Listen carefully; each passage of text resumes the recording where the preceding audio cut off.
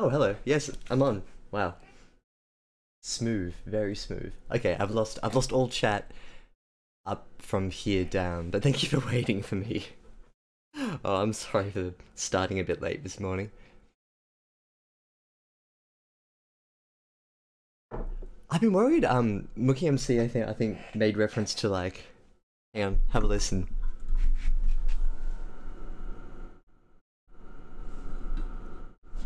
That's my graphics card. It's just churning away. I think it's my graphics card at least. Yes. Like acting like this is his first stream. Yeah, actually. What is this amateur hour? Welcome to Lyrebird Edits. Hello, camera's here. It is amateur hour. It's Sunday morning amateur hour. And everything's a little rushed and last minute. You've got my laundry over there. And I think I'm awake. Let me find where I got up to last time. But how are you guys? How are you guys going? Hope you've been well. Wimbledon graphics card. It feels like that sometimes. I think this graphics card was one of the generations where they implemented a feature where the fans can actually stop moving under like, I think it's 50 degrees or something.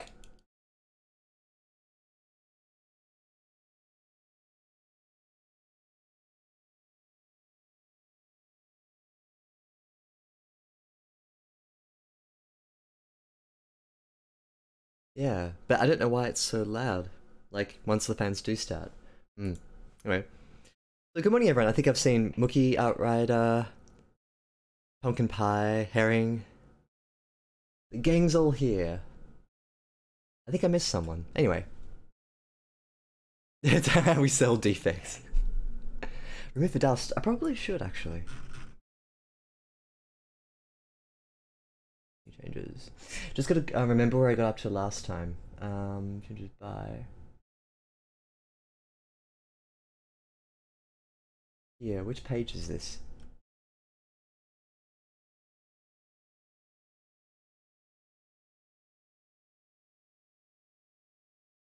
Whoop.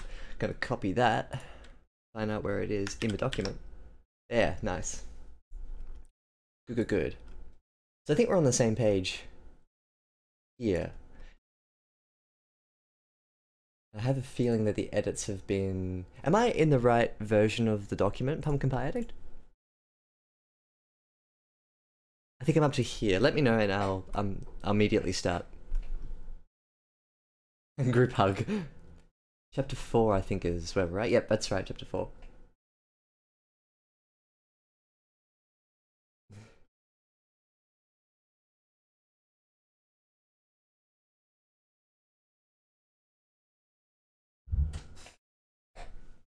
Hi. Oh, hey, everyone, come and have a look. I was trying to do that. This is one of the nephews that was responsible for crashing my stream a couple of weeks ago. Do you remember that? Hello, people. Do you remember when Archie was calling me on the phone? Yes. But don't call me Ninja's son for nothing. How are you going? I'm lost. Hello, chat. Everyone say hello. This is nephew number 2. Do the Fortnite slug. We don't always got thunder. See, this person's got style. What's it? Outrider, SG. Outrider SG is now my favourite person in your chat. Outrider SG, you've been upgraded. Exactly. Go away. Also, close the door. Closely daps. Also, who's still on the squad? Good luck. Well, there you go. It's like the real life version of calling me on the phone and DDoSing my stream. Alrighty, so I think we're up to some smooth transition into actually doing some edits. I'm gonna change to front load. That's okay. I think we can pick up from where we left off. I'll probably still make suggestions to front load the text, but I'm sure you'll know just to go back and correct it. Okay, well, all that being said, let's start. So this chapter begins with Grim being interrogated, and I remember that there's a piece of meat that's kind of stuck to his head. He's contained within a bag. I'm glad you enjoyed the the nephew bomb, I guess. Bombing a stream or raiding a stream. It's a one-person raid.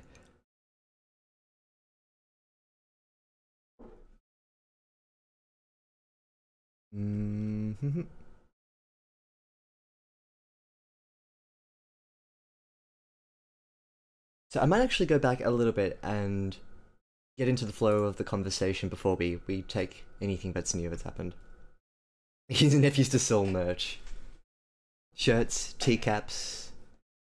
Teacaps? What did I just say? Shirts, caps, t-shirts, teacaps.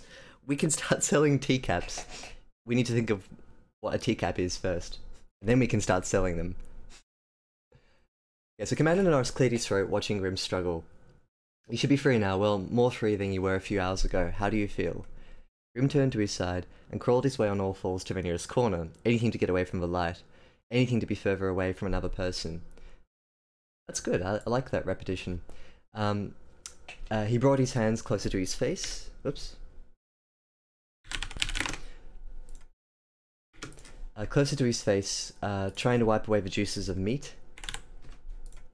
Maybe consider meat juices. Anything to get rid of the word in between. Noticing dark red markings of blood where his handcuffs once rested. He took notice of Norris and Murphy. Their eyes ogled him. Grim smirked like a dead animal in a zoo. Take a lid you open, you put more water. Yeah, right. Like the thing that sits over a teapot. I feel like there's a whole market that's untapped here, like custom teacaps. It could be like in the style of a little wooden beanie. Maybe that could be it. Just wiped out an entire squad. Did you die again? I wiped out an entire squad. That's amazing. I feel like we could probably do something like that. It's a niche market. Etsy will love it. Just runs the door. Yes, thank you, Outrider. This is one of my favorite shirts, actually. It's got, like, pink flamingos on it. You put those kids to work. I've got my first buyer of a Liada teacap. Oh my goodness. One thing I was going to suggest here is that instead of their eyes ogled him, maybe you have something like...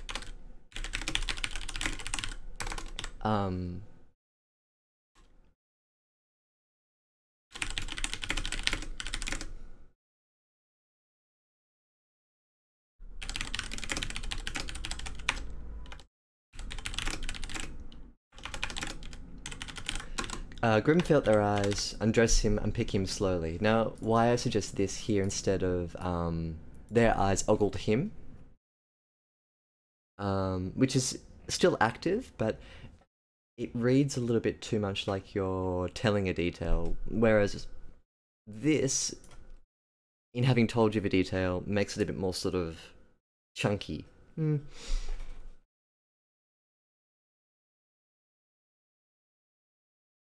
I suppose it just fleshes it out. It doesn't really convert it into a show, it just makes it a bit more of a pretty kind of tell. But not in a real life stream, if only. If only. That's what I did. Did I ban them? No, I didn't. I just completely disconnected YouTube. It seemed easier. The glare of their unseen eyes pierced through his defenses. He felt naked. Yeah, something like that would be really good too. That's not trashy at all. Unseen eyes is a bit weird because if you can't see eyes, they can't see you. Amazing.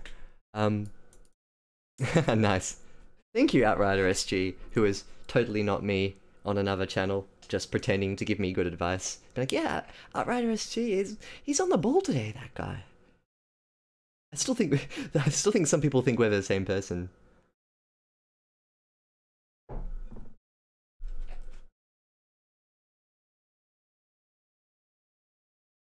Continuing the 4 time with. I'm on my phone, so it shouldn't be too bad.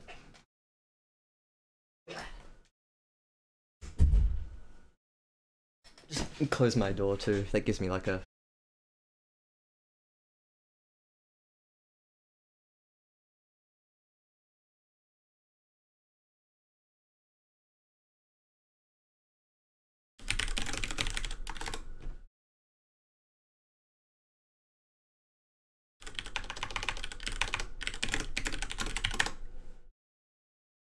Heavy buffering.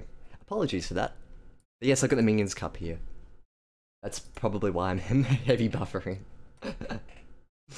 Stream should be stable. I moved my phone to a better location. If it's, I've got like a little computer tower down here, and if I rest the phone on top of it, the stream buffers horribly. But if I put it up and on my desk, it's like a 15 centimeter difference, like that much distance, and it's fine. So who knows?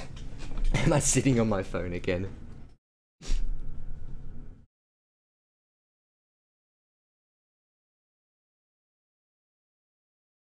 Good. Alrighty.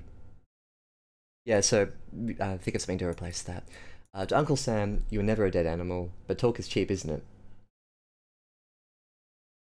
Commander Norris said. So yeah, this is one of those instances where, to Uncle Sam, you were never a dead animal, but talk is cheap, isn't it? It has a nice rhythm to it. You could put a full stop there and make it its own new sentence with a but at the front.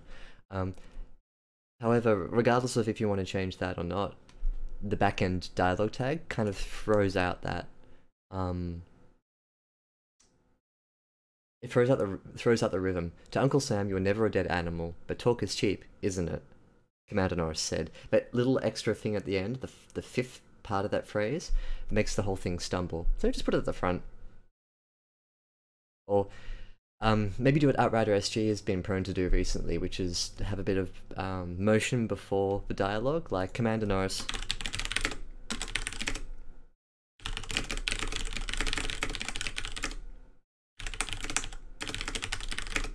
Full stop. Like, Commander Norris took a step closer to the pathetic thing in the corner, full stop, dialogue. Like, you don't even need to say who's speaking because it's implied that it's Commander Norris. But again, that's just like a suggestion. You don't have to fully be on board with that. So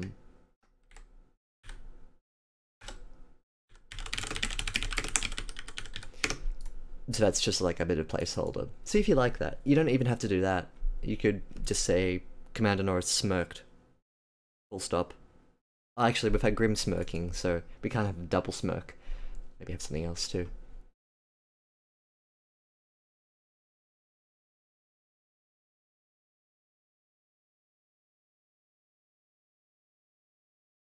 Ooh, that's good. This guy, Outrider SG, I don't know who he is, but he's on fire this morning. I'll get back to this in a tick, herringbone. Kidding. Yeah, we passed a very odd bill through Parliament, which is very concerning. It's a bill that will allow the government to force an employee of a tech company to covertly write a piece of code that undermines the security of the product that they're working on, so that the government can access the communications of like the client's data or something, but the employee can't tell their employer that they're doing it, otherwise they'll go to jail. It's weird. It's like, it sounds as draconian as it is. It's one of those weird things where you sort of think, no, this can't be right, and then you dig into it and you discover that, oh yeah, actually it is as bad as it is. I don't know what's going to happen. I don't think it'll pass for Senate, or maybe it did pass. I don't know. It's messed. It would be the most invasive in the world if it went through. Yay, Australia! We're doing well. Hey, nephew. Oh, you're off. Oh, catch you later. Oh, good morning. Live streams. See, your chat is funny. They're not toxic when. Yeah, they're nice, aren't they? Anything. They've been giving you lots of compliments. I know, look at them, they're not toxic. Yeah. Mouse passed his finger to his surface, stepping away. They're giving suggestions and feedback. Oh, Yeah. that's quite nice. Yeah, it I is. like, do you know? Oh, outside So of SG. strange. This guy's my. This is my amazingness. He's your favourite too, I think. You're his favourite. Yeah. Like, is it basically Hmm? Is it basically like a feedback? Yeah, it is. That's what we do. You write a story, or people write a story, and then. Right. So we got PumpkinPieAddict story here. Oh, cool. We're playing with it. Have a good one. I write it, SG. You are my nephew's favourite. I'd be able to nick totally for research. I reckon it does TTLACC. We've got such a nice like cohort of people here, and they all treat each other really, really well. When you might not have heard, but when my nephew came in, he's like, "Wow, everyone's really nice. There's no toxicity here." Smart kid. The most edited Fortnite stream, for sure. So to Uncle Sam, you were never dead. He walked back to his desk and pulled a heavy box under the table, and dropped it on the tabletop. He probably need from under the table, from underneath the table, and dropped it on the tabletop. I'd suggest breaking it there and then dropping it on the tabletop, comma. Norris pressed his fingertips against it 3 times and said out loud, Franklin. Now I think Norris pressed his finger to the surface, tapping twice to the rhythm of his next words. Franklin. Ooh, that's good. Ooh. Yeah, actually that's really good. That's better than anything I could think of. Hello, dog. Everyone's rating my stream this morning. Nephew, dog, minion, teacup.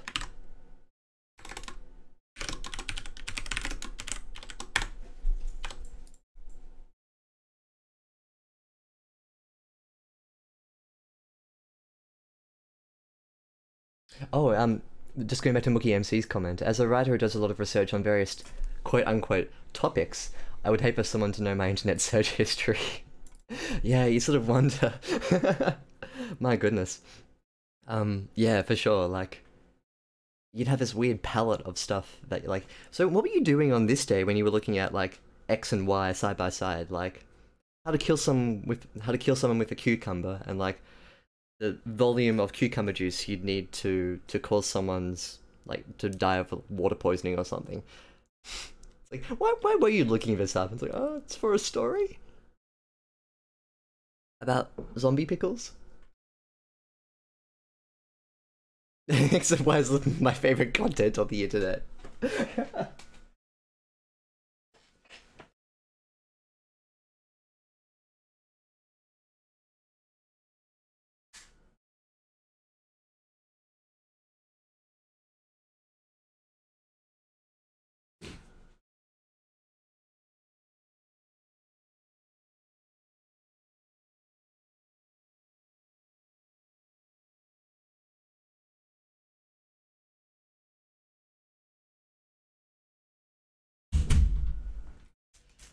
Apologies, just turning on the air conditioner and making sure my dog has a pillow.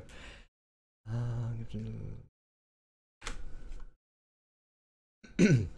think this is one of my favourite quotes of the stream so far. Oh, did it go out of focus? Yeah, I think we're back. Good. Apologies for, like, the really slapdash nature of my stream this morning. It's like, you hit the ground running. Lots of distractions. But thank you for bearing with me. I know you guys love me, and in return, I love you. Equally. It's like there's no hierarchy here. But I'm at the top. Never forget that. That's the best kind of hierarchy. Everyone's equally as good as each other underneath me. The briefcase popped open from its side slot, showing a stack of folders. I know what you mean. The briefcase popped open. The side slot on the briefcase popped open.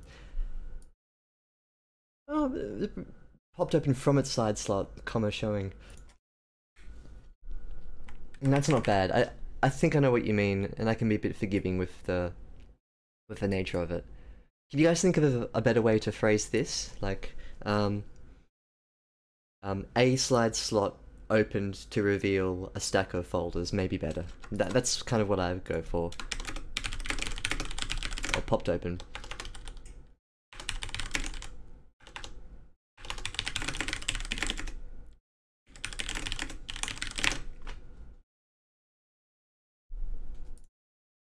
Part of real life editing. Yeah, they are actually. It's nice just to have a good chunk of time to yourself without distractions, but distractions come in all shapes and forms. Some forms are yellow with dark guns, and other forms are like this high and they play Fortnite.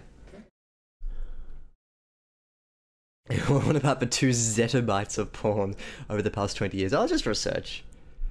The most prolific adult book author in history. Wow.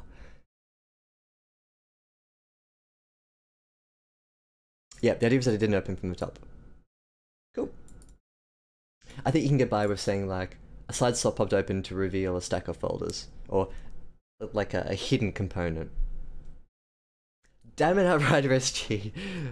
There was a click, then from its side, a hidden compartment revealed itself and a stack of folders contained within. God damn.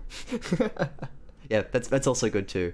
Maybe a little long? It depends on how sort of wow side container you want to be. If you want to make it a bit sort of showy, you can go with Outrider SG's suggestion.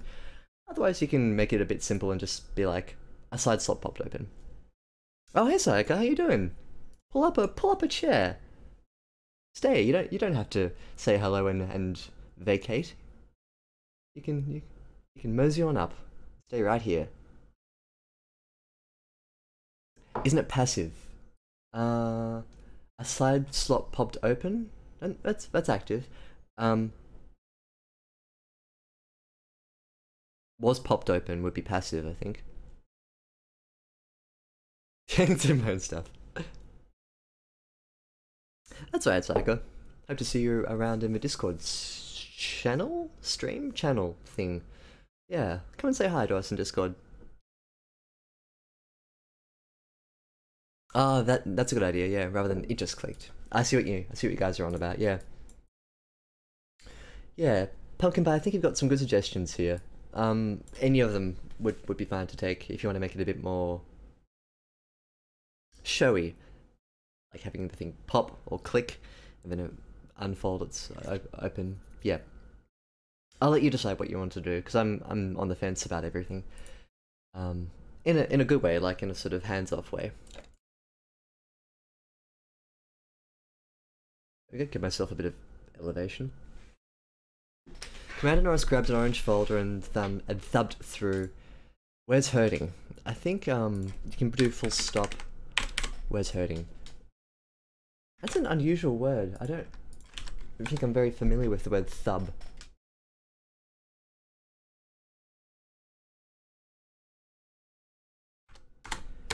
Anyone got a definition? Did you mean thumbed? Yep. Hey!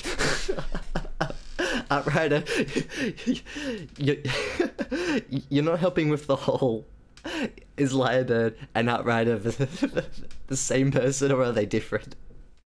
We just said exactly the same thing. You stop it.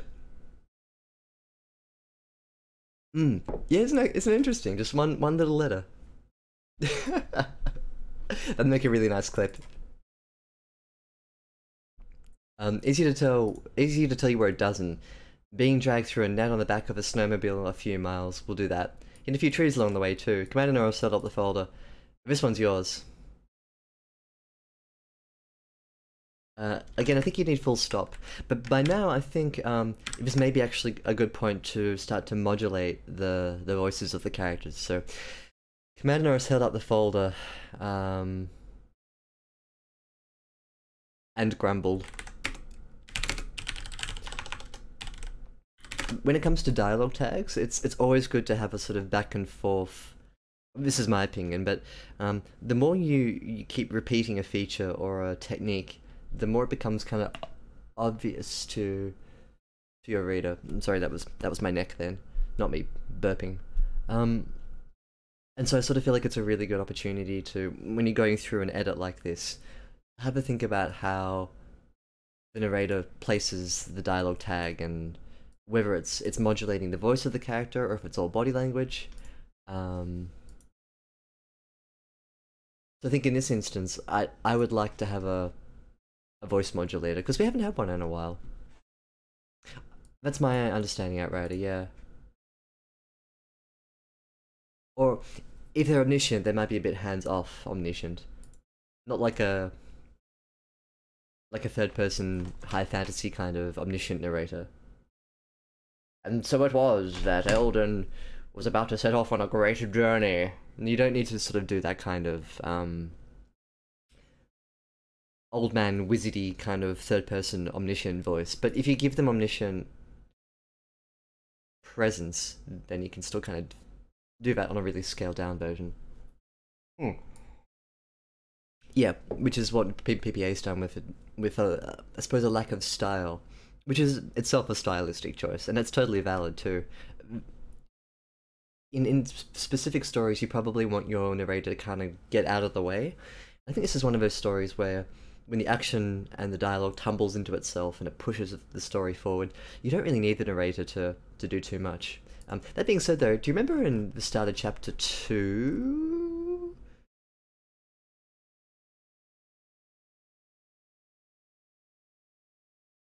Three orange barrels, but the colour was off, faded. That's Tobias stared at for a long time as he thought his eyes from crashing down and retiring him to a much-needed sleep. Outside the patrol booth, haunting lullaby of snow screamed against his little viewport. So, in this case here, the narrator is a lot more hands-on with their approach to the narration.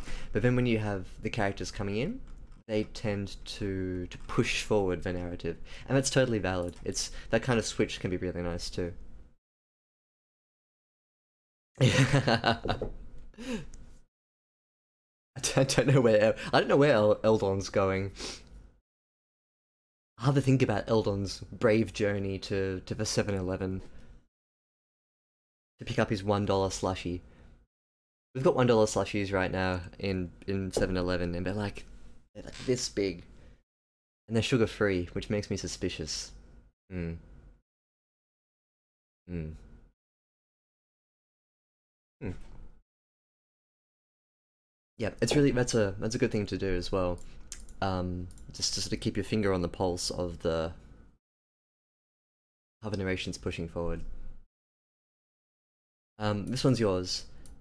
Feel free to make any corrections. I'm sure you'd like to see what they've written about you. This is what we got up to last time. Grim looked past the envelope and gave Commander Norris a vacant stare.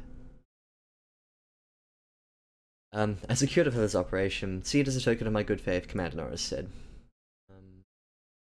Because of the structure of these paragraphs, you don't need to have Commander Norris said. Grim took his oath off Commander Norris, especially because you got Commander Norris, Commander Norris, Commander Norris, Commander Norris.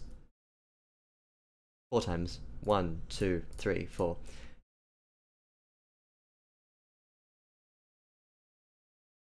Probably a good time to just say the Commander.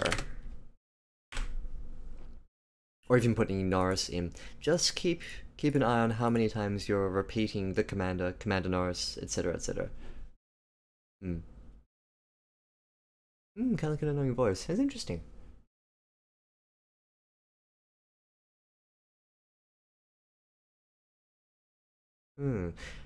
Yeah, I've noticed this, and that's good. I think you've got like a nice kind of balance so far. At least it fits the story, which is what the true measure of its effectiveness should be. You thought about it for a fleeting moment. Then his eyes returned to the commander. The only thing I want is my old life back. Same paragraph. You can live as many lives as you want, CIA agent, woodsman, maybe even moonlight as a fishmonger, Murphy said. Comma? Cocking her head to the piece of meat on the floor. But many lives, more than just yours, need you to cooperate, Grim. Now, because we've only had Grim and Norris talking so far, when Murphy comes in, I thought this was Norris. So I'd probably put this at the front.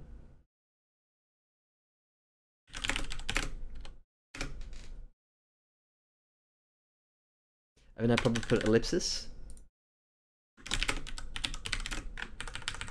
She cocked her head to the piece of meat on the floor. But many lies more than just yours need you to cooperate, Grim. I don't care. No, I think you do care. Grim shot daggering eyes at her and pointed to his leg. You see this? It happened a few hours ago when I was running away from those lunatics he paid for. Emphasis on the he. Pointed to Commander Norris. Cooperating? Time for that ended. Just a note here, you can end this phrase here and this phrase here with M dashes and pipe them into the other side. But I think sometimes it works well just to sort of cut the sentences off. I think so. Like, you got a thing moment. Hmm.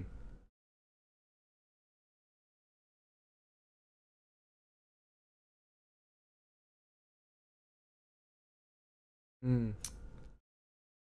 M dashes making a comeback. Good old M dashes.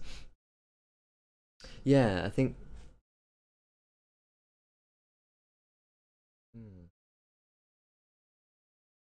Going off from what Herring was saying before, this would be a good opportunity to expand here, actually.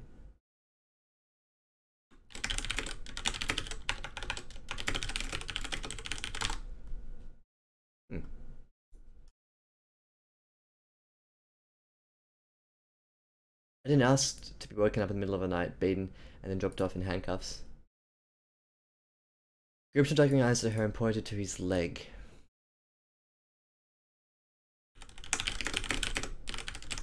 He's pointing to something specific, isn't he? Like a wound or a graze or a scratch or a gash. Maybe be a bit specific about what he's pointing to, because he doesn't strictly mention it. He just says, I've been damaged. I think the reader doesn't have a solid appreciation of what's been damaged.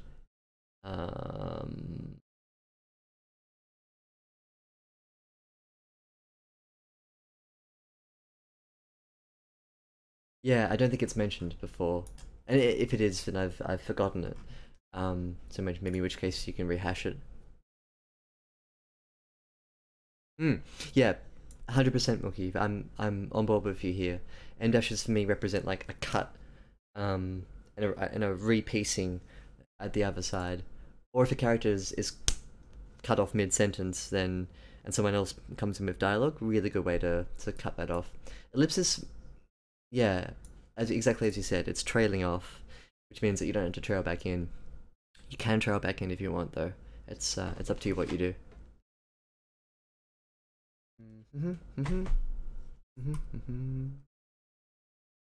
That's not what I heard, Murphy said. I heard, which is fine. I heard you gave the bull rope unit a good fight. 2 people suffered temporary hearing loss. Now, isn't that interesting? I think it is. How does that happen? A man in the woods with no access to weaponry. No, it's fine. I think weaponry is fine.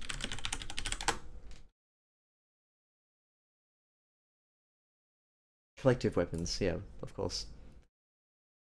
Also spelled correctly. Add weaponry to dictionary. Just happens to have traps lying around the odd midnight guest. But there's more to this story, isn't there? Non-lethal traps, backpack in the trees, glitter bombs. My, that one was interesting. Okay, perfect opportunity to use an M dash. Or a tiny little hyphen.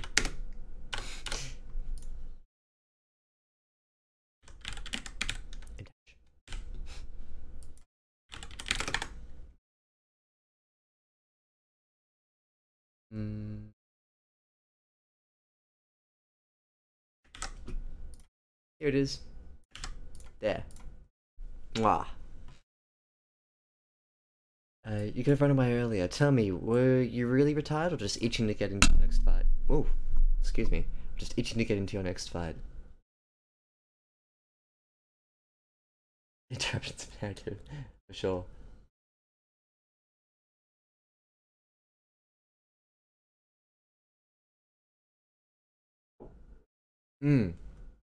Also, good suggestion too. You could address what he's pointing to here.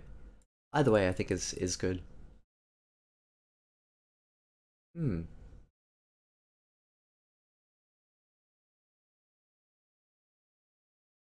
Really? Huh. I always space my M dashes. Hmm. That's a really interesting stylistic thing. I'll take your word for it. I think you told me that before, actually. So good to be consistent. So Herring says, what are your thoughts on breaking up the scene a bit? Sometimes it's nice to break long dialogue exchanges up with amusing on something else or a distraction, etc. There are lots of moment-by-moment descriptions. There we go. Yes, I agree. Let's pick a point where we can start to break it up. So the dialogue kind of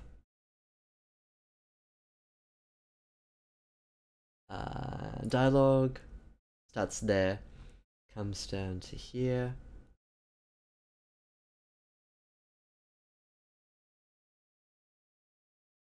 It's best to break up the dialogue with in one of two ways. You can either have some motion in the room, like before when we had the folder being opened. That was really nice. So we've had one break here, and that's a good way to do it, is to have your characters do something, interact with something. Glare at each other, move around the room. You can do any number of things. You can make Norris kick Grim. The other way you can do it is if you want to be a bit more wistful. At points like I don't care to his leg, I want my life back.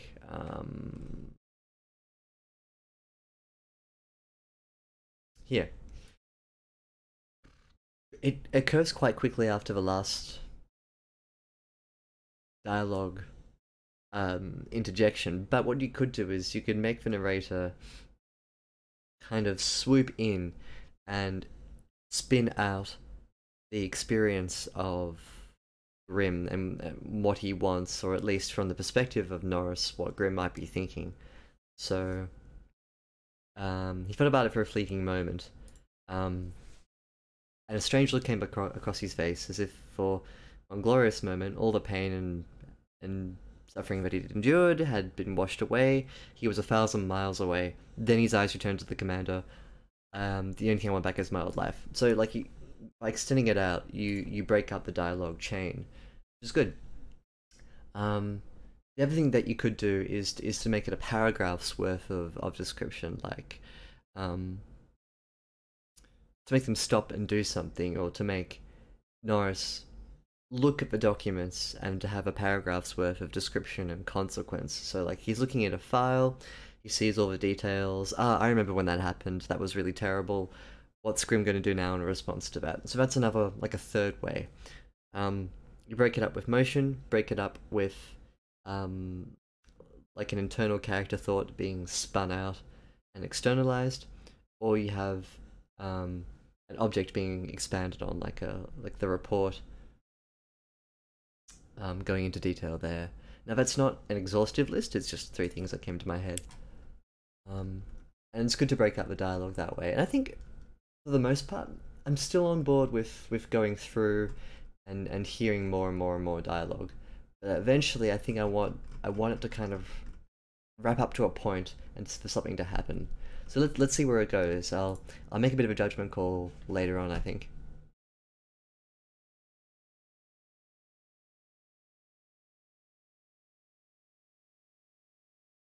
This is could be the UK differences. Oh, US differences. It could be, yeah. I'll do some research about that one. Hmm. Dozen space M dashes. What is this lie?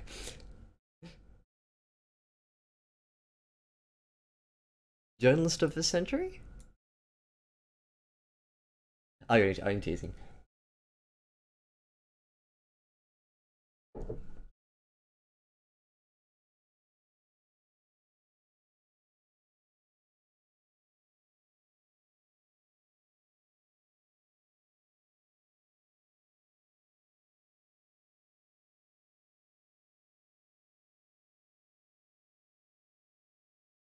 Grim didn't answer. Enough. Grim, the government is willing to offer you a full pardon for deserting. You'll be free to walk, but only if you work with us. But before we begin, He reached into the cigar box and held one up for Graham to take. We need to reestablish who's speaking. It's Norris.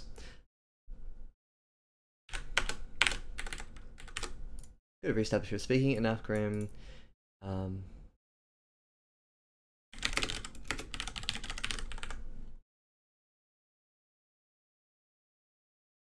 This is an interesting little trick of language, I guess. Like, and the commander reached into the cigar box and held one up for Grim to take. Now, we know implicitly that he's holding up a cigar, but the sentence, in a literal sense,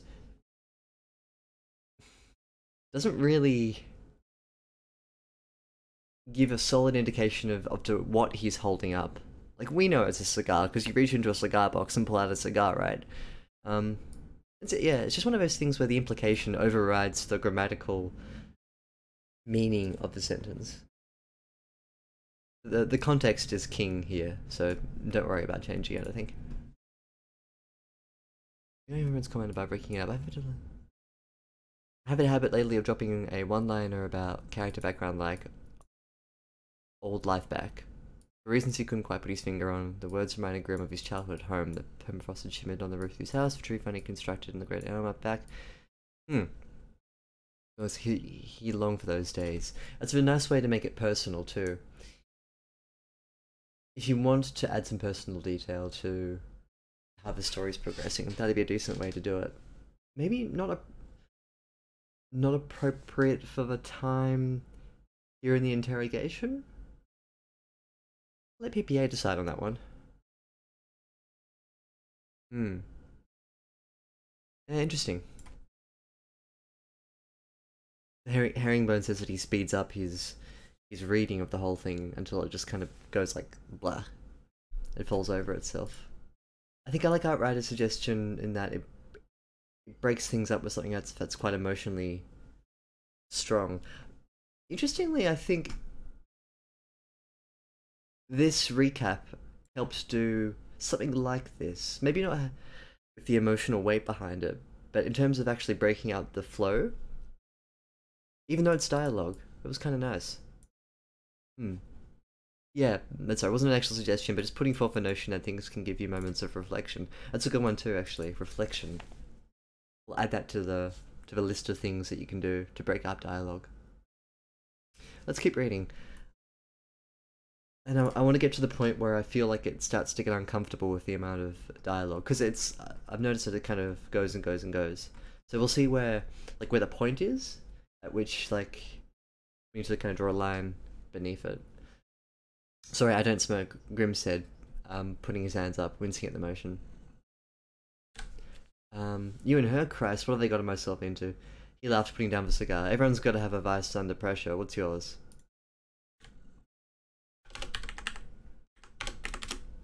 Grim didn't respond. We all got problems, can't keep running away, Murphy said. What is your problem with me? Maybe put a conjunction there. Murphy's a military analyst, but that's just in name only. She's a wearer of many hats. Full stop. You'll call me Commander Norris for the duration of our time together, but talk is cheap for you, isn't it? Commander Norris said. It's implicit that Commander Norris is speaking there. Ooh. Commander Norris held up a white folder and tossed it over to Graham, who caught it and winced, leaning over to his side. What I'll do now is I'll keep reading through this. I'll make some light edits, but I want to get my finger around. I was trying to say finger on the pulse, and then I switched it into getting my head around. So now I'm getting my finger around something. Oh gosh. You know what you should get your finger around? A Lyrebird branded teacup. That's what you need to get. That's what you need to buy right now. I wonder if these exist. Let me have a look. Teacup.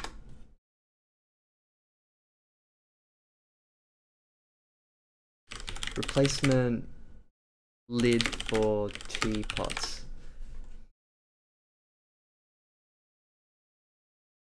Yeah, I reckon if we just get one of these and put my face on it, that would make a really nice piece of merchandise. like a ceramic. These are called teacaps now. I don't care what they're called. They were calling them teacaps.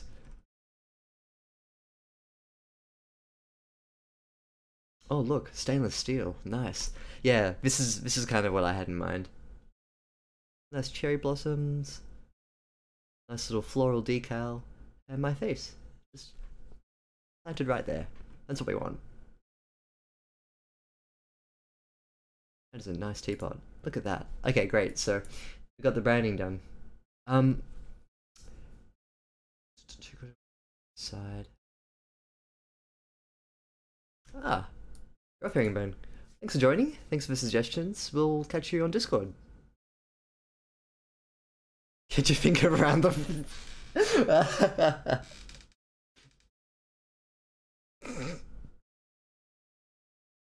I don't know what to think. I'm deeply distressed, but also very amused.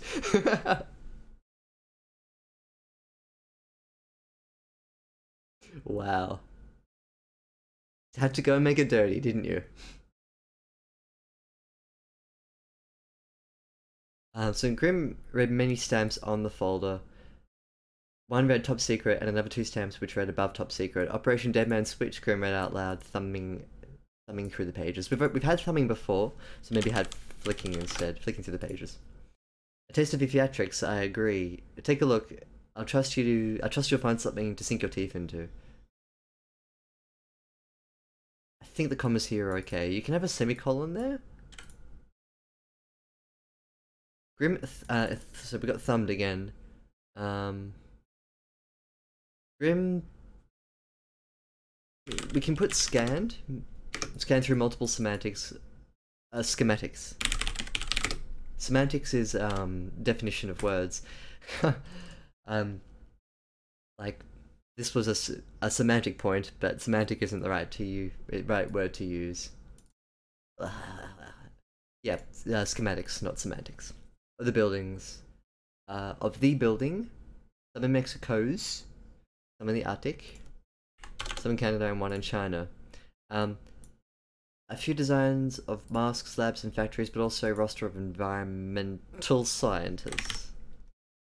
Commander us to take a deep breath and exchange looks with Murphy.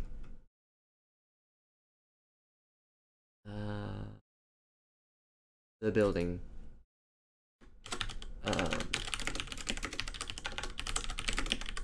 This is a definite article. The building. But I'm not sure what building this is. It's just a narrational thing. It makes me feel like I should have some sort of knowledge of what this building is. But, do what I need to do. Reading that. Yeah, so I feel like we need to clarify what the building is. Just give me a second, Mookie. I'll finish up my thought here and I'll come back and have a read. I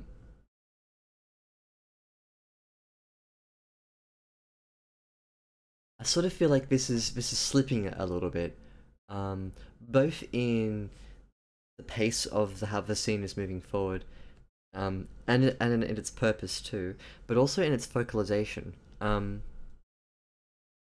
Sometimes the narration slips between the two players in quite a nice fluid way. So we've got Grim on one side and Norris and Murphy on the other, and the narrator has done a fairly good job of going back and forth between them up until this point, in which the narrator really comes in and inhabits Grim's perspective, which it's done a little bit before in terms of talking about Grim's physical discomfort at his treatment. But it stands out here more than anywhere else. This might be because at this point here, so the narrative here begins to form a point, or form down into a point.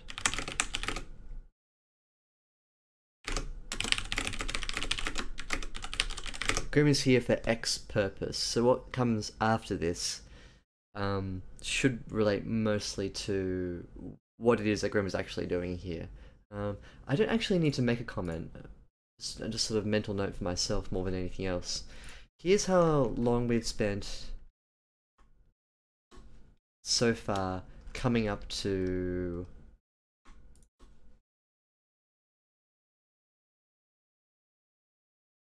105.8. Okay, so it's kind of like, I'd say about 2.5 pages of physical book length.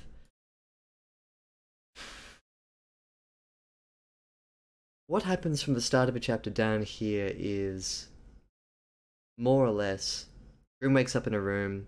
Ah, it's you guys. What do you want? But then there's a bit of establishment back and forth, like, um, Murphy and Norris are trying to sort of coerce and cajole Grim into agreeing to help them, and making Grim agree to help them. Now, that kind of works on paper, and I think here it's fine too, in its execution. Um, the stack of papers comes out. Yeah, like, I kind of see it, the point of it.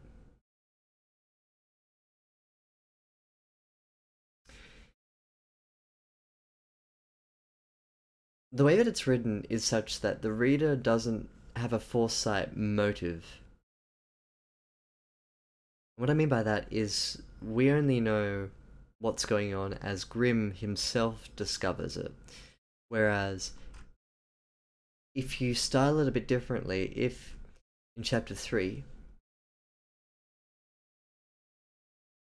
you drop lots of, not really hints, but a stronger direction of where the narrative is going, or what kind of motive they have for drawing Grimm in.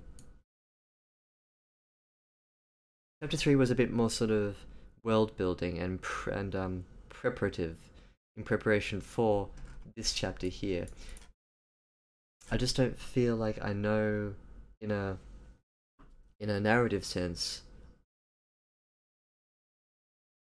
why they've taken Grimm in. And like a fair sort of reply to that would be, oh well, just wait and you'll see. Which is a totally valid thing to do. I think that becomes more of a strained issue the longer the story pushes forward without having a clear sense of what the motive is. That can work in a decent way if if this is the timeline here, you have like your progression of narrative from left to right. If your reader knows a basic motive here, this becomes a lot more tolerable, this progression. Whereas if a reader has to sort of ride the wave to get the full appreciation of the motive, it starts to become a bit labored, just in its length. It's not so much in the actual writing, it's just more in how long it is. 1,000 words isn't long, sure, but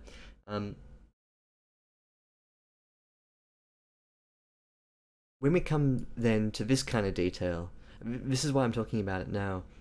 Grim scanned through multiple schematics of the buildings: some in Mexico, Arctic, Canada, China, masks, labs, factories, environmental scientists. Deep breath and exchange looks with Murphy. That's collateral. The fact that you're seeing this folder means we're in a jam and that people far above my pay grade need help. Whatever you commit to memory there can damage the entire US government. That's me bargaining in good faith. Now you have leverage.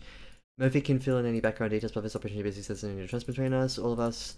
I wanted to question when you're in the room, the cameras and recording devices. So even as this goes on, I still don't have a sense of why or where the motive is. Like it's detail, and we're riding the wave. Any minute now, we'll get this talk. Green, we need you to do this. X has happened. We need you to do Y. It's coming, but it's coming. You know what I mean? So maybe we can push it forward a little bit.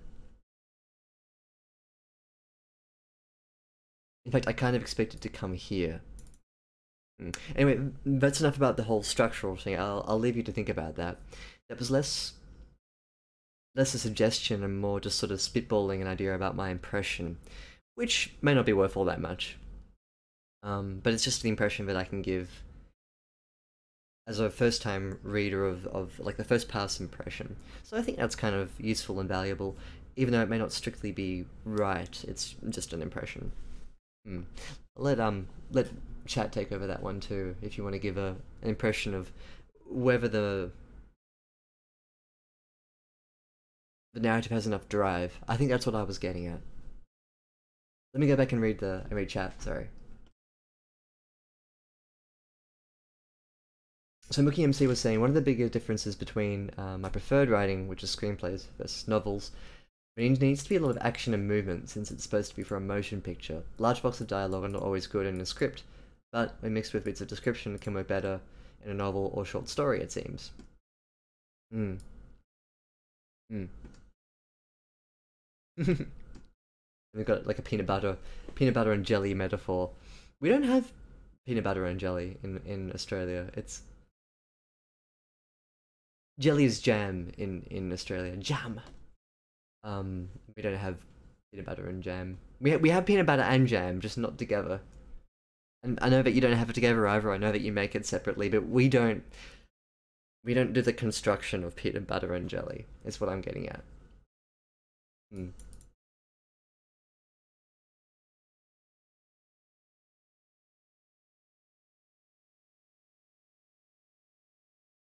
Hmm. Alright, it makes a really good suggestion about adding Alpha 9 as a sort of surrogate for above top secret, and then having Grim echo the implication of what that means. That's a really good idea. I like that a lot. That helps to flesh out the world, I think. Has the story been linear? Says Mookie. The reader did not get any extra insight at the start, correct? That's my impression. We did go to the side in one of the chapters, but then back in. Uh, hmm.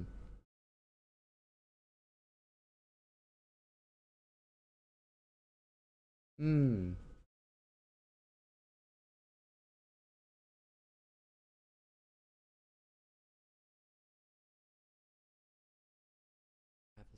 Travesty. DTLC says, are there magnets in them? But I forgot what I was talking about a minute ago. Was I talking about peanut butter and jelly? Are there magnets in peanut butter and jelly? Or are you talking about something else, GTLAC? GTLATC? Sorry, I was off the wavelength there. Oh yeah, gotcha. Enemies that makes PB and Jane. Magnets, like in terms of like them being magnetically repulsive to each other. Magnetic peanut butter. Magnetic jam. We actually on this note, just made me think of something. We had a recent scare in our strawberries. You may have heard about this, maybe not. But someone at a fruit processing plant up in Queensland, which is the state north of mine, was it in Queensland? Maybe not. Anyway, it's somewhere. This fruit grower, one of the employees was disgruntled, and so they decided to put needles, like not like injecting needles, but sewing needles, like shoving them into strawberries. There was like a strawberry scare around the country because people would like bite into their strawberries and there'd be metal needles in them. So yeah, that was a thing. So I guess like some of our strawberries were potentially magnetic, but not in a good way. Wouldn't want to make jam with it, that's for sure. Yeah, actually, what's the difference between a preserve and a jam? Or jelly, you call it jelly. Because in my mind here, they're both the same thing with a name. Like we don't call them preserves, we call it all jam. But some jam is more like a preserve, and some jam is more like a jelly, like a sort of jellified fruit rather than actually have a preserve. But we call both jam. Jam. I remember yeah, it was pretty horrible. Well, it wasn't 5 months ago, was it? Actually, maybe it was. Hmm. Crushed. Hmm. I think all of them do have sugar added, yeah. That's the common thread.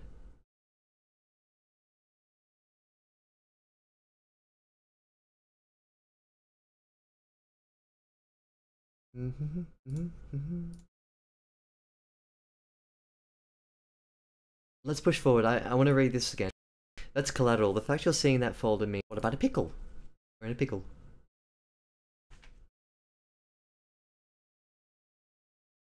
I think someone was calling me then. But my stream didn't cut out. Weird. Oh, maybe he did. Toast expert. I think the stream should be okay now.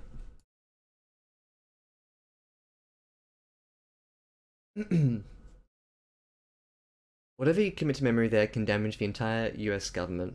That's me bargaining in good faith. In good faith. Hyphen. Full stop. Now you have leverage. Full stop. Murphy can fill in any background details, but for this operation to be a success, I need trust between all of us, Commander Norris said. It's, I guess, implicit that he's talking, and after we've had a lot of dialogue. Whoops, not the header.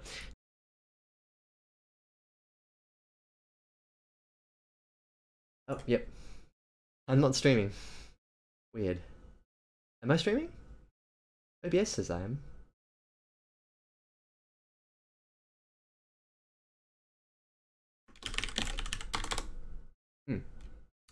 Cool. That was weird.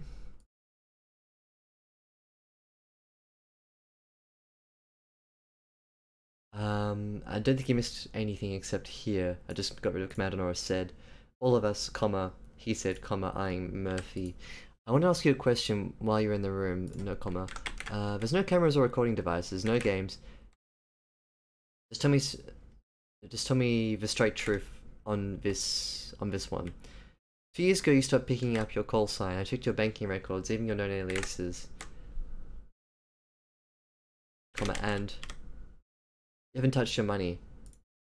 You want to know why I went AWOL, don't you? Comma, don't you? I think keep it as one. No, I want to know how you did it. Interesting. Grim continued thumbing through the files sitting on the floor. So the files are sitting on the floor, not Grim. Grim is probably sitting on the floor too. He landed on a page of international groups that had intel over Operation Dead Man's Switch. Not that Grim could read Russian, Japanese, or Korean. He brought himself to his feet and walked over to the faucet. He twisted its knob and pulled a paper towel from the roll above. It was easier than you think. He wet the towel and wiped his face, looking into the mirror. Okay, this is good. We've got a bit of motion. It breaks up everything. You just walk off. Get a couple of false papers, Canadian. Make sure they're Canadian if you can get them. It's like you're invisible. Anyone will give you a loan nowadays, so long as your hand works and you can sign the papers. Keep an eye on your money, and you can stretch it out for years or decades. I even thought about hunting. He looked at the piece of meat on the floor and smoked. Salmon. I thought about hunting salmon for a while and making a living. That's nice. That's a good little sort of throwback to the detail. Grim turned off the faucet and turned to Murphy. I assumed I was being watched, or at least traced by someone this whole time. Fortunately for you, the CIA is stretched too thin to keep up with every single agent, even if they are deserters, Murphy said. Get rid of, oh, actually just Murphy. Front-end it. We don't fight wars traditionally like back in my day. Not much needs agents on retainer. Between us, the top brass didn't seem too worried you left.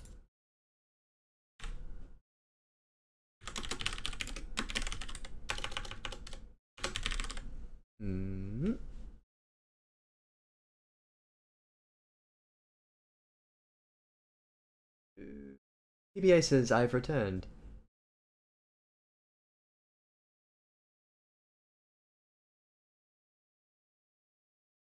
Turn a plot reason to break it up. Yeah,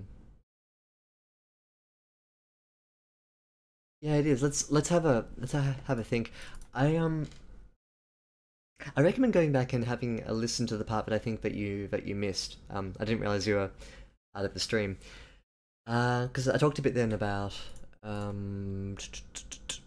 guess the reader's reaction to having this quite plot heavy scene, and or I guess it was from my perspective and how I was riding the wave of knowing what was happening, knowing what this operation is, what its implication is.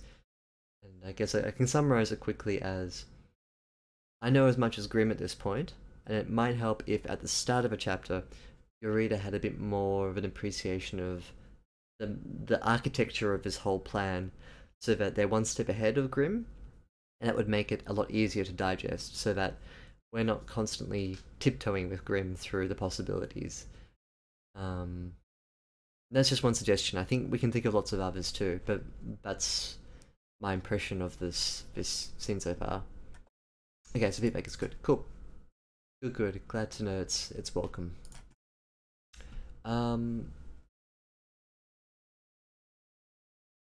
You popped up on a few reports over the past year, but nothing actionable. Says here we're in Nova Scotia. I guess it's generally right.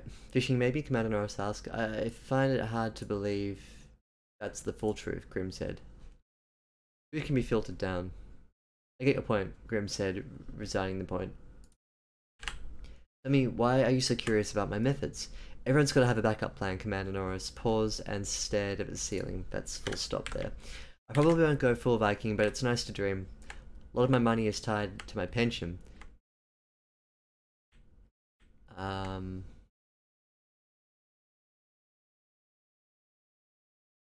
You're wanting to break some stuff up. He said he said pointed to the cigar box. I'm trying to think of how you tie this up a bit.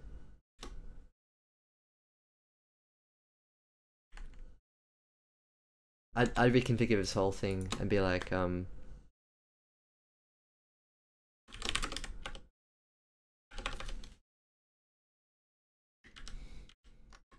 I'd extend it out a bit more.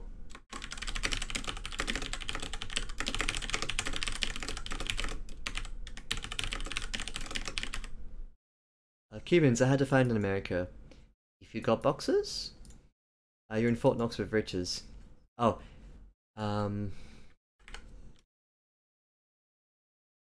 I'd if you want to do natural dialogue.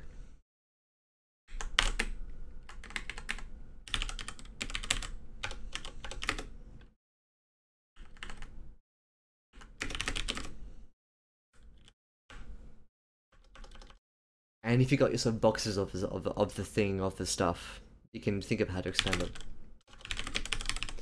You're in Fort Knox with riches. I like to use it for good luck. Tell me, 2 years off the job, you still ticking up there, or you got more demons than I can see, and ex-lover, broken family, gambling debts, guys like you, probably a thrill seeker, always moving on to the next big hit. This sort of stumbles a bit. We got an interjection with some body language. Money's tied to my pension. Here are some expensive cigars. Okay, now let's get back to business. Lots of stuff here. No family, no night casinos, I enjoy the outdoors, Grimm replied. Forgive me, but a man doesn't set up that many traps in his home if he's enjoying retirement. Who are you trying to fend off? A beat passes. Part of a job is to run. If you slow down, things catch up to you. Maybe things you can't help but look at. I'll come back to this in a tick, but maybe other people have some suggestions for what their impressions are of this thing here.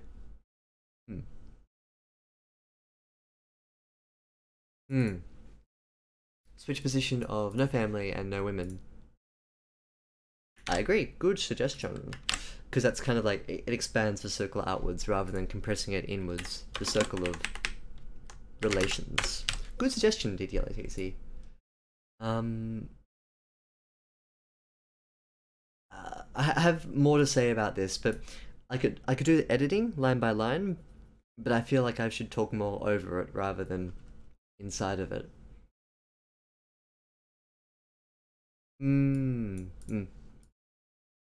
like the suggestion. Good suggestion from Outrider.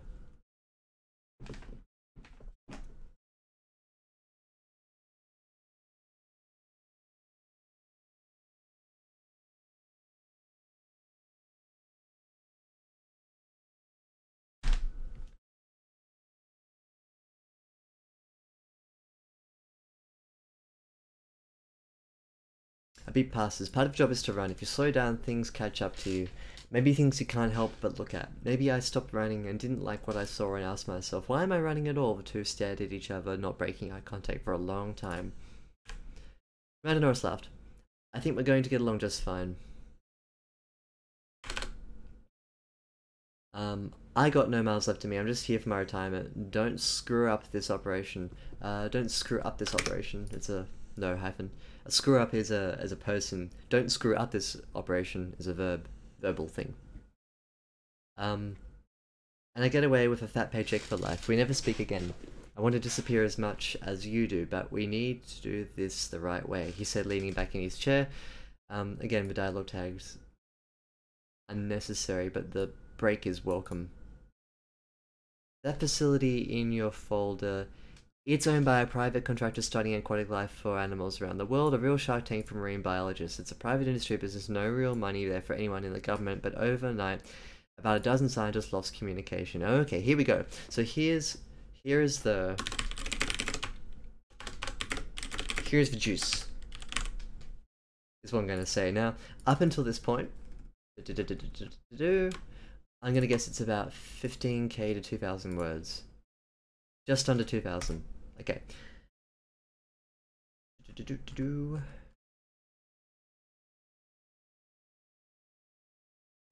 So there's still a fair way to go.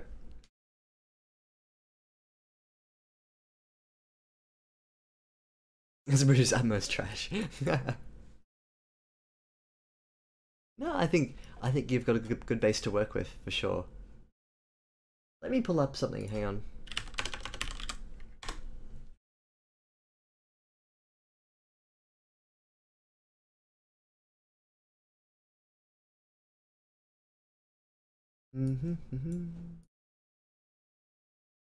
Insert table. Oop.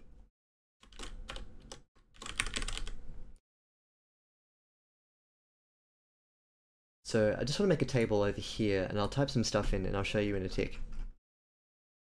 Here's the current structure of this scene. I want to spend a bit of time right now, sort of stopping where we've looked through today, these 2,000 words, and visually demonstrate the progression of ideas, and I guess number them, or at least put like a length tally on how many ideas we're dealing with.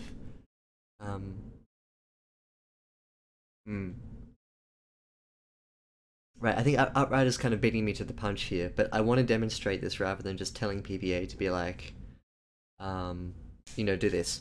Like, the long and short of it is, do what Outrider just said, like, flip the whole scene around and be like, summon...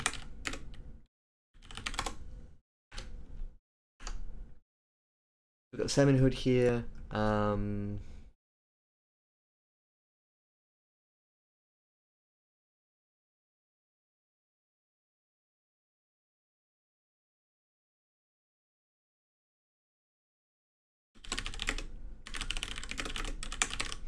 Grim wriggles to the corner. Briefcase.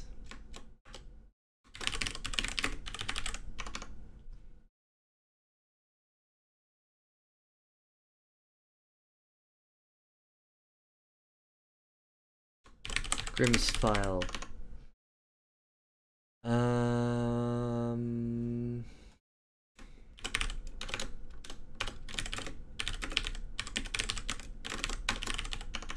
Why the theatrics?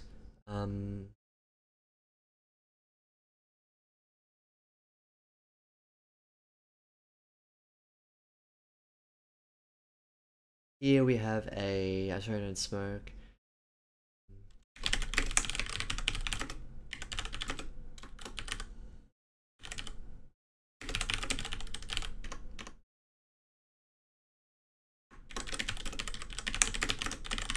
Scant details of papers. I'm gonna ask you a question.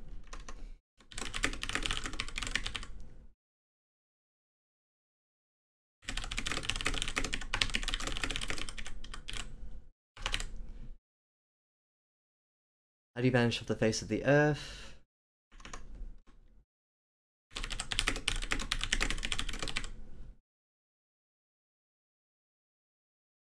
Why didn't the CIA watch me? See, all of my type in my pen. And off again.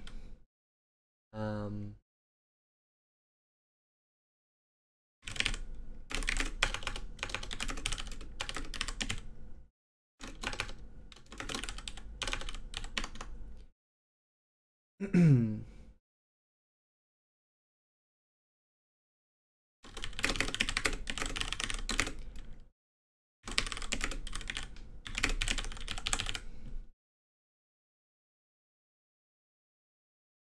me a sec. Current and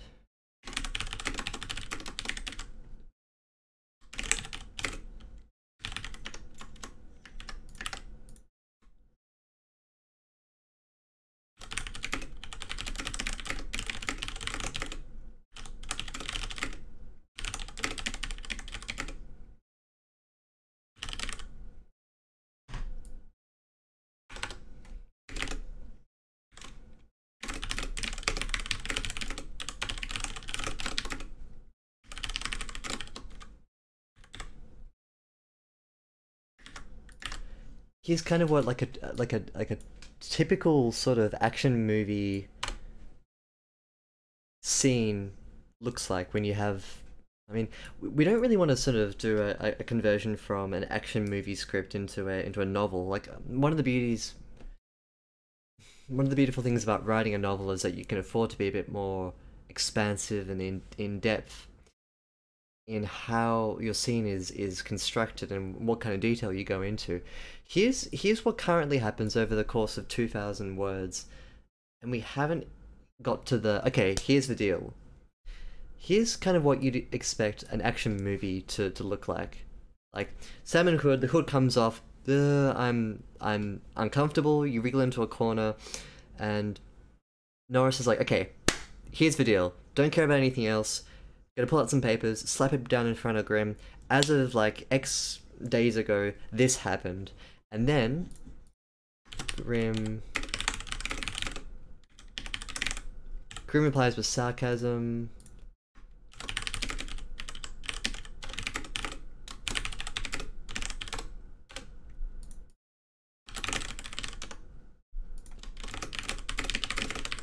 Something like this is a really typical kind of action scene flavored progression of events. It's like a bit of physical discomfort. Okay, here's the deal. Grimm replies with sarcasm. Norris gets a bit sidetracked into Grimm's past. No answer. So do we have a deal? Yeah, I guess so. And then you just push forward. But what's happened is that we've got Salmon Hood. Grimm wriggles to the corner. Briefcase opens. Grimm spends a bit of time reading his file. And then we have this quite long scene of, okay, why the theatrics, Grimm? Why the glitter bomb? Why this? Why that? Why that? And Grimm's just like, nah. Small interjection about Murphy not smoking, which was Norris, like a Norris to Murphy thing. We got a few details about the papers, like the Mexico, Canada sort of details. Then Norris kind of backs out a bit. Okay, how do you vanish off the face of the earth? I've kind of always really wanted to know how that happens. Didn't the CIA watch me? Says Grimm, and then we go back into Grimm. Okay, Grimm, what's your deal? Like, no family, no women, blah blah blah blah blah. Okay, I have an offer for you. So, as Outrider was suggesting before, you kind of want this like way further up because that kind of gives your reader a reason to be like, oh, okay, this whole thing that we've been working towards in chapter 3 is pushed down into this point here at this point right here.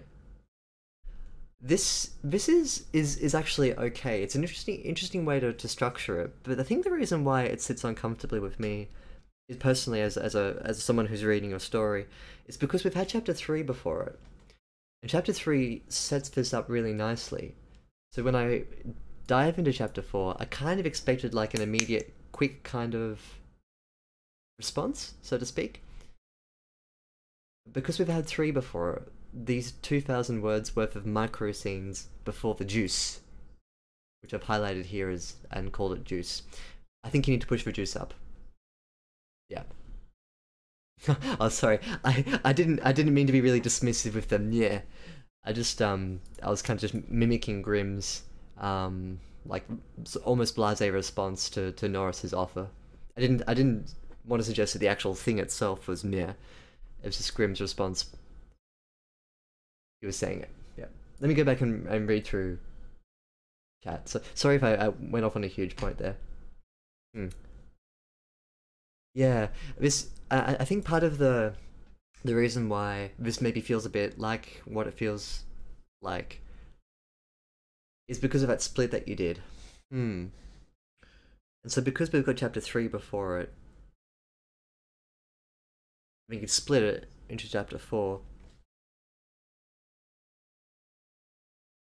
I think the really good things here about this is things like that's interesting. How do you vanish off the face of the earth? Um, interesting this, that, and this. Everything I've highlighted in yellow doesn't strictly need to be thrust at Grimm. Murphy and Norris could even deal with this themselves in chapter 3. They could ask themselves back and forth. So that when the interrogation begins, it's less about the esoterics of Grimm's situation, and it's more like, okay, Grimm, we've got an offer for you. Here it is. Here's what it is. So some of these ideas can actually be pushed back into chapter 3. This is, I guess, my recommendation. I mean, I can't have complete control over the flow of your story. It's your story after all. But maybe you just like to consider how the split of this previous chapter into 3 and 4 has now created this kind of rift between the two of them. Let me go back and read through comments. Salmon Hood. Under the Salmon Hood. That'd be a great name for a chapter. Yeah, as you say, it's like a payoff reward from chapter 3. I think your reader would really appreciate that. You spend a good amount of time building up the payoff, and the current structure kind of just it's like a roller coaster that goes up and up and up and up and up and up and up, and then instead of the dip, it's just kind of flat at the top. But like eventually, it'll start to gently incline down. You want to pay off with a nice sweet kick of inertia. Hmm. Hmm. Mm-hmm.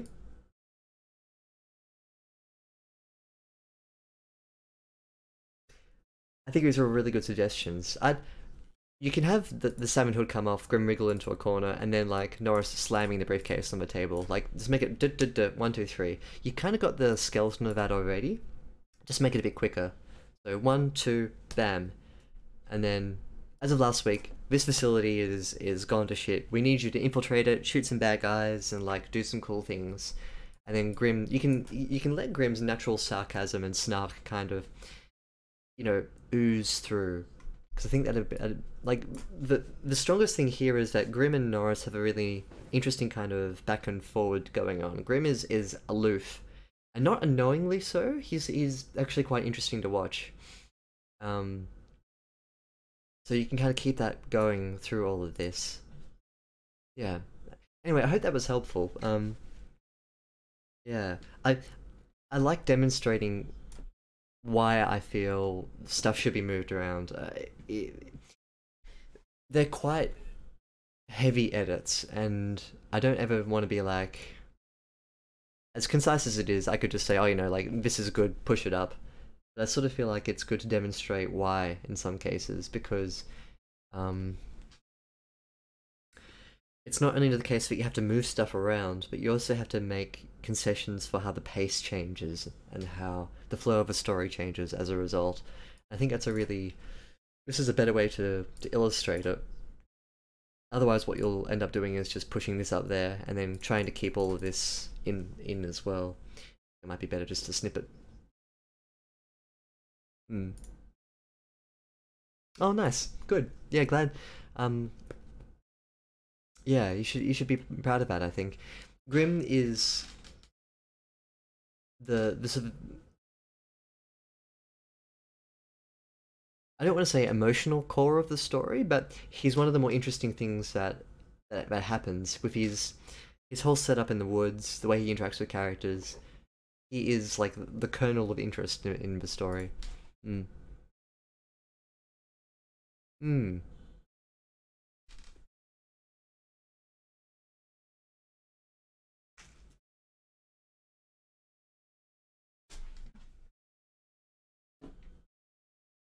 All right, just bear with me for a tick. I want to go get a glass of water.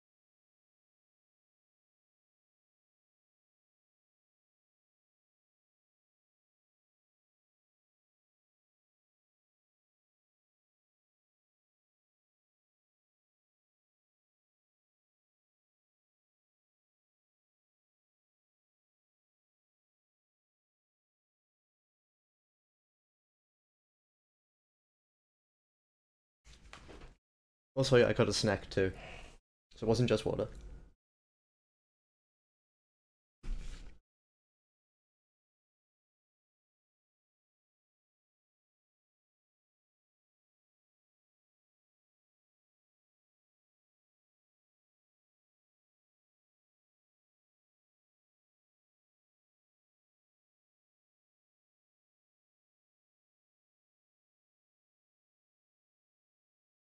Minion snacks. Minion shaped snacks. Oh, like tiny teddies, but they're minions. You guys know what tiny teddies? Tiny teddies are? Or are they Australian? But yeah, just on your point about layered writing, that's always really nice to see. To make and to make an effort to do that as well is really good. It adds a lot of depth and a roundness to the story.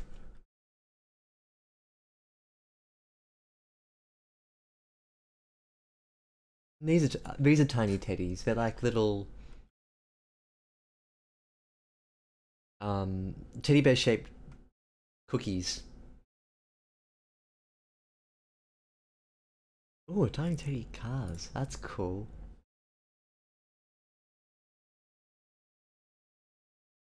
Oh yeah, and you could get them with like a sauce. Oh, of course. Yeah, no, these are Australian. They're Arnott's biscuits. Of course. Why am I talking about tiny teddies? Oh, minions, right. You can have like tiny minions as like little cookie dough things. Hmm, terrible idea. Animal crackers, yeah. I think they're basically like animal crackers. Animal crackers are kind of like they're puffy, aren't they? They have air inside of them, but not the full cookie dough or something, right? Hmm. What I might do is read on a little bit more. I don't want to be too heavy-handed with the following edits because the way that PPA will go through and work through this chapter now may mean that he'll restructure the very end of it. So I'll go through and do like a light edit, but I might actually call it quits fairly soon. I sort of feel like we've done a really significant chunk today, which will take a fair bit of working through. Mainly just reordering the events. That's if PPA wants to follow through on the suggestions too. Ending states. Okay, cool. Well, in that case, let's keep pushing forward. So what happened? Commander Norris pointed to Murphy. We don't know for sure. I didn't know when I reviewed the data myself. But then something came through the wires. Someone managed to make contact and found out a known terrorist leader captured the facility, Murphy said.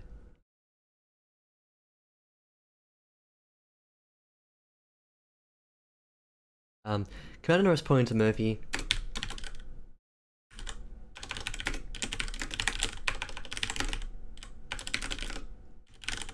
And then Murphy takes control over the intro. Get rid of Murphy said. No money spent on security. The basics spent on scientists not drawing money. The basics were spent on scientists not drawing money. This doesn't make sense to me. The basics are spent on scientists not drawing money. The CIA has authorized agents.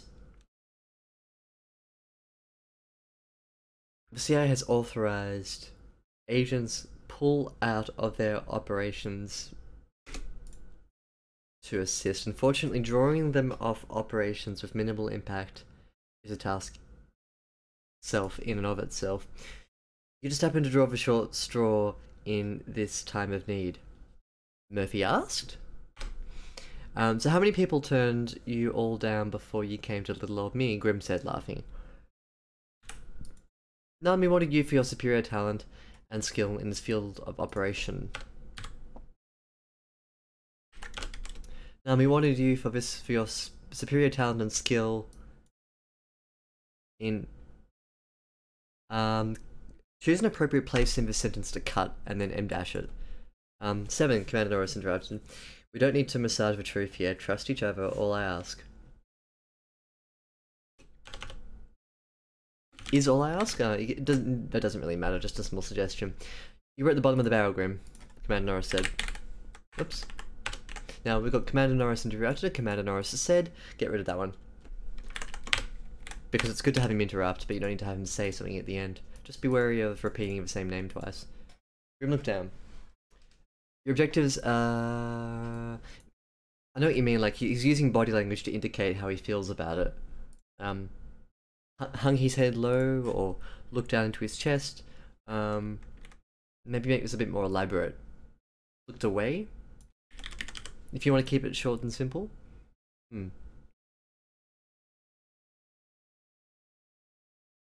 Okay, cool. Good to know. Your objectives are as follows, Grim.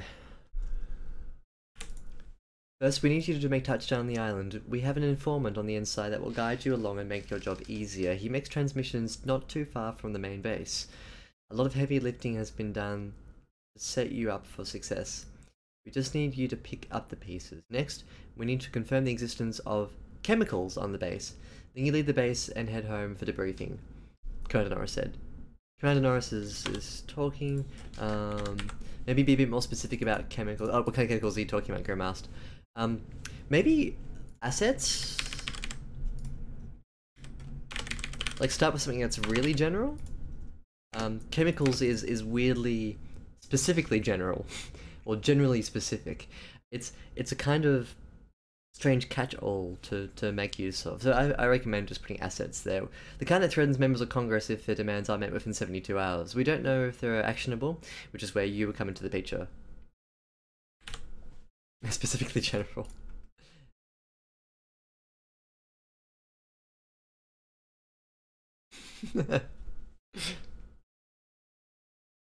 Government is prepared to offer you a full dismissal. Anything outstanding from the CIA or accompanying governments will be purged.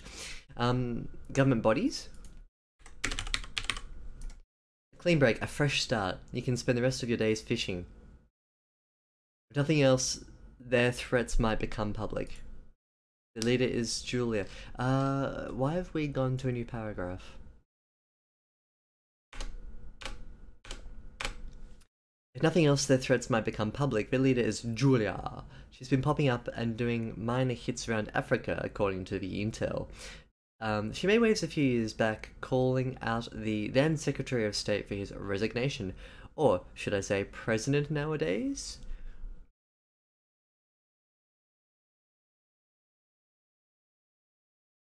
Should I say President nowadays? Either way, comma. Threats against the President's life are taken at a higher level. I think this is okay without commas. Consider surname?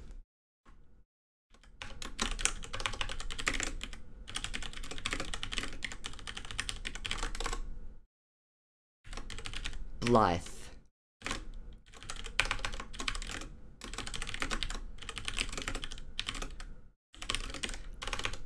The very same, something like that. I don't know, just a military level thing. I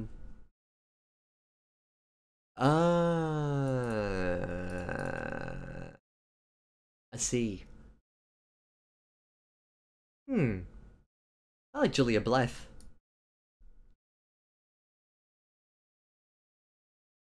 Unless there's a specific reason why you haven't got a surname, maybe just put one in. Her moments have been months in the making, maybe years. Movements, sorry, not moments. She sent a transmission right before she landed, comma, telling us about the scientist's death. Death of the scientists? Because you can have plural possessive, but I don't think this is correct grammatically, because what comes after it? Yeah, no, actually that looks okay. I think this is how you use plural possessive with a verb that can be... Oh, no, it's like a noun. Death can refer to collective groups, though, like... Or you could just say death of the scientists. Outright, help me out on this one. Is it possessive plural, or is it singular possessive? We thought she was bluffing until our informant confirmed it hours later. Her existence is top secret information. Don't underestimate her capability. We need you to make contact on it. So here's where you can. Murphy said.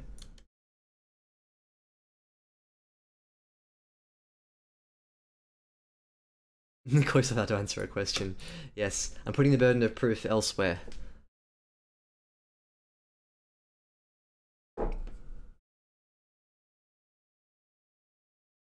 We need you to make contact on the base and clear a path for the rest of our agents to come in, but we also need to confirm Julia is on the base. To an extent, your presence should be known to flush her out. Tell us everything you see and know.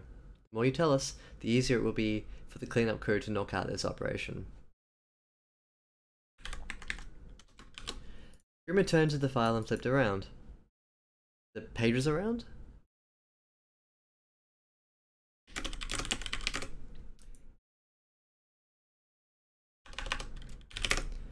He spotted a few pictures of their uniforms, long red scarves, and balaclavas. And Colin. I remember long red scarves. From the slice that we took all those months ago. What assurances do I have I won't be double-crossed? Not my first day at the job. No one is reneging on this deal. Or reneging on this deal. Your conditions have been signed off by the director of the CIA. It's in the folder and digitized in the database. There won't be any bargaining. Take the deal as presented. The stakes are too high right now to double-cross. And what about you, Grandmaster Murphy? A loose servant doesn't seem savory, especially if you're going to stay in this field. What's going to stop you from leveraging my existence years down the road? I have been pre-approved for a promotion. A written recommendation from Commander Nurse. Excuse me.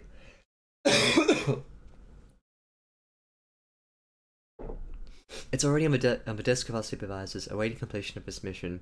I'm no longer going to be working field operations. This is just my stopgap. If you ask me, I'm better off than both of you, Murphy said.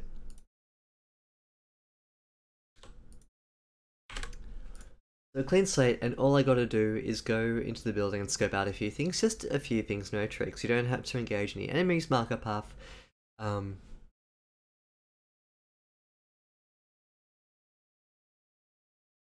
This sentence reads, you don't have to A, engage any enemies, mark a path for cleanup crew, and head back, and none of us ever speak or see each other again.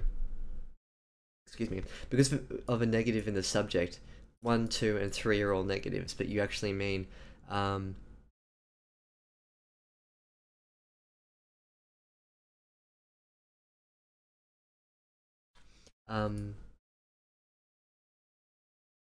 there's a few things, no tricks, full stop. You don't even have to mark any enemies, comma, just...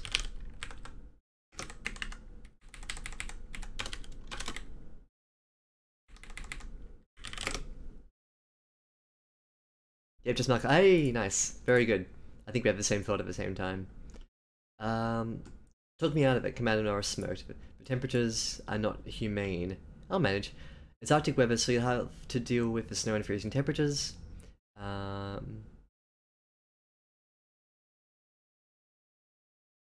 Conditions. We've used temperatures here and there. Second, we have a strict, or you can say the conditions are not humane, freezing temperatures. Either way. Second, we have a strict budget of time, 72 hours. We still need to get your examiner recovered before you drop your relocation. Colon 72. Skip the examination. We'll do the basics. That saves us time. Gives you about 60 hours to complete the mission and round back for extraction. We need you to visit the scientist's office. Murphy has more on the specifics. We want you to piece together what happened to those scientists as best you can. After that, you can head home. Like I said, no engagements, no fighting, just be quiet. Just a quiet breaking and entering job. Any more catches? Just one more thing. Murphy's promotion, my retirement, and your record purge are based on a successful outcome. Keep it simple. We all need to trust each other for a few hours, and we all get what we want. Think of it as a pact. I know that I'm not sleeping until those chemicals are contained, assets chemicals. We have a lot of people depending on us. You don't need to convince me, Murphy said. I made preparations just in case we need to go beyond the limit. Feel comfortable, both of you. I'm going to take care of everyone best I can. So I'm going to map out this area So I'm going to map out this area over the codec for everyone, confirm the existence of chemicals, and if they kill the scientist, I'll pull out sometime within the next 24 hours and hand over the operations to someone else. We're losing track of who's speaking here.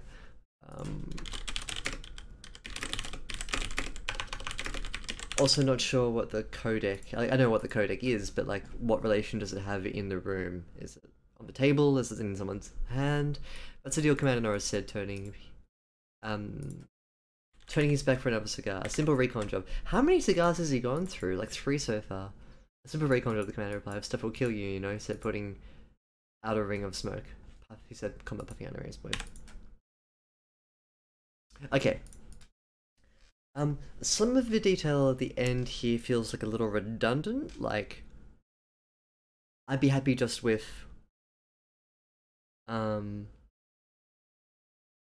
here's the mission brief, and then 1 round of we want you to piece to a scientist as best you can. Like I said, come home, no engagements, no firing, just quiet breaking and entering my job. You've repeated yourself here and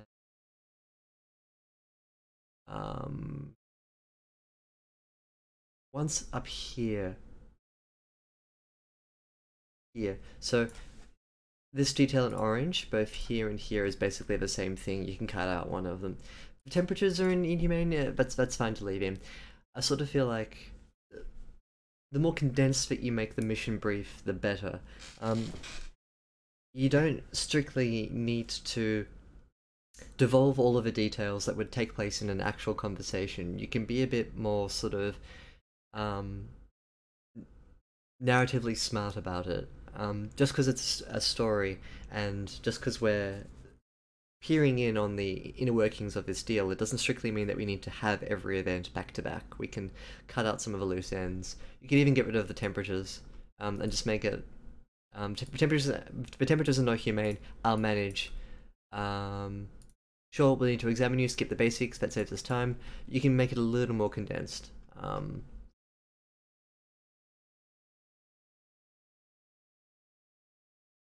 I think I know why they're going. Like, just my first pass impression. There's this operative called Julia. He's infiltrated a base. There are assets there that need to be accounted for. Grimm's gonna go in and make sure that everything is basically not going to shit. Now, Julia is only mentioned once. This seems like quite a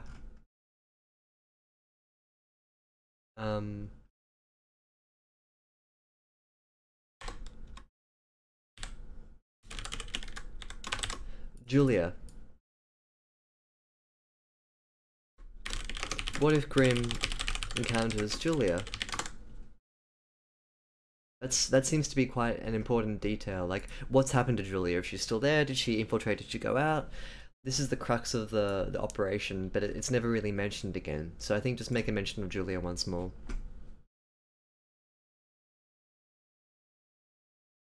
Hmm.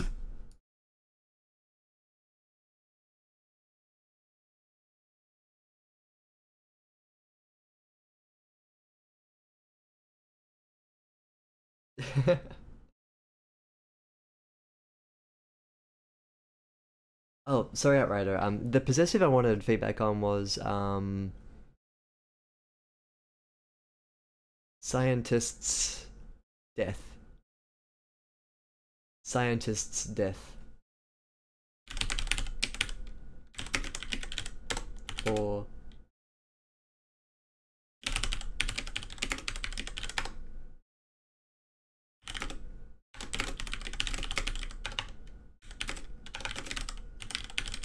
death of a scientist. That's what we're going for. Alvarez says, I asked for a general comment about the dialogue to better distinguish these 2 men from each other. I think Norris is a gruff sort of man, and his dialogue can reflect that. He could speak in short, curt sentences. Ooh, that's a really good suggestion. Yeah, like, need to get you in there, make contact. Grimm, do your thing, get out.